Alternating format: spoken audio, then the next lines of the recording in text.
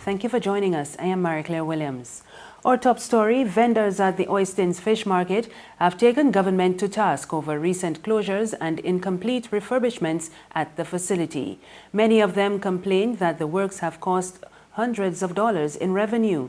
The issue came to a head on Wednesday when fisherfolk arrived at the complex after a 3-day closure to allow workmen to put finishing touches on over $500,000 in repairs. One major concern is the drainage system at the fish market.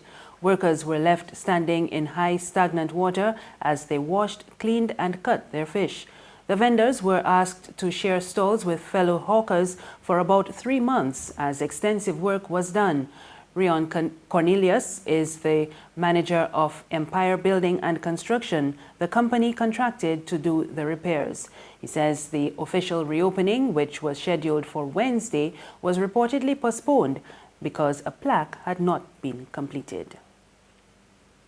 The Caribbean needs to develop an image of a wealth-creating region and not just a top vacation destination. That was the declaration from Minister in the Ministry of Finance Ryan Strawn at the end of the 2019 Caribbean Forum. It was hosted by the International Monetary Fund and focused on regional transformation for inclusive and sustainable growth. We have to get our act together. In Barbados, we are certainly seeking to do just that, to provide the kind of momentum and leadership for the rest of the region to be able to move as quickly as we need to move to bring greater benefits of integration to our citizens. And it is critical that we work with the multilaterals, we work with the various stakeholders regionally, and I'm very pleased to hear the presentation today at lunchtime from Mr. Scott, because a lot of those very common sense principles and issues we now have to resolve in a railway that allows our private sector the space to be able to achieve that which we have promised our citizens, and therefore we now have to find the mechanisms to deliver on behalf of our citizens. Leaders of the business community say there is a need for a change management protocol to achieve true transformation. The proposal came during a panel discussion held as part of the observance of Accountants Week 2019. They called for a changed mindset among employers as well as a change in the education system.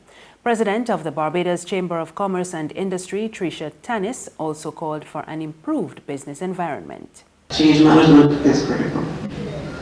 And so as to avoid some of the mishaps that we've had in some of the implementation, although well intended, we do need proper change management protocols if we are to go forward. Transformation requires a strategic roadmap of what we are trying to transform into, and therefore we have to articulate what that vision is. Are we transforming into a digital society? Are we transforming into a fintech hub for the region? Are we transforming into a nexus for renewable energy? These need to be all very, very clearly articulated as far as our investment development and legal frameworks are concerned. And the chairman of the Barbados Private Sector Association, Edward Clark, says there has been some transformation, but he said it is a huge process that requires more change at the individual, organizational, and national levels. We've got to educate people about what succeeds in the workplace, what succeeds in business. And if you do not have the right attitude, you could have all the academics, you could have a doctorate, and you come into my office and you don't have the right attitude. I don't want you as an employee. And unless we can help in our education system by starting at a very young age to see and to influence people, that attitude is the most positive thing to bring into the workplace. For your own career development, your own business development, you have to have that attitudinal, that whole attitudinal issue change in Barbados. It really is a problem right now. It has created a perception from people that want to invest money in Barbados and those that currently invest money in Barbados that we Barbadians have the wrong word attitude. Former MP Hamilton Lashley wants authorities to expunge the marijuana convictions of members of the Rastafarian community who were caught using the drug for medical and religious purposes. His call comes on the heels of an announcement by Attorney General Dale Marshall earlier this week that Cabinet has approved legislation to allow Rastafarians to legally use the herb for religious purposes. Lashley added that the Rastafarians should also be given an apology. I mean, having to been so humiliated with some of them spending 5 years, 4 years, 3 years. I always recall the case of the gentleman from St. John who they found in possession with a number of marijuana plants. But he said clearly before the court that he has a serious ailment, which was proven by the medical fraternity, and that the marijuana was one of those, was using it for the purpose of helping to cure his ailment. But yet he was sentenced to 2-3 years in prison for possession, for trafficking, when he wasn't trafficking, when he was using it for medicinal purposes. So those kind of cases that I would like to see struck from their record. Lashley also reiterated his calls for authorities to give the Rastafarian community the first option to develop the cannabis industry. According to him, it is hypocritical for those who have opposed legalization to reap the sweets. They should be given first priority, above everybody else. That is my belief. Because then those people who have been opposed to it and got large acres of land, those are the ones, if left as it is, that will benefit first and foremost. It cannot be that. Now, the whole issue of taking the issue of a referendum to the people of Barbados to have it legalized for recreational purposes is one that I agree to in a sense, but I believe that a lot of thought would have to go into for recreational purposes for anybody. There must be a level of control in that area. There's regional and international news after this short break.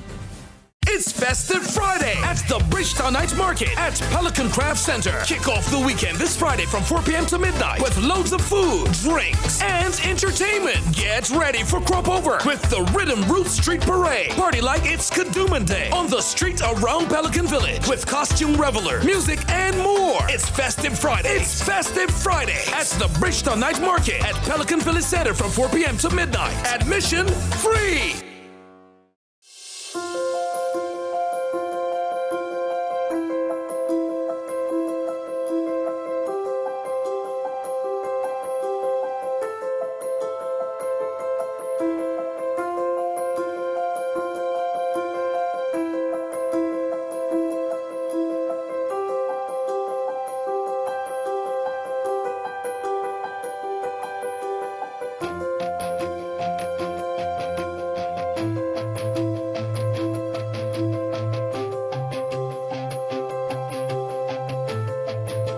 Barbados Today, news you can trust.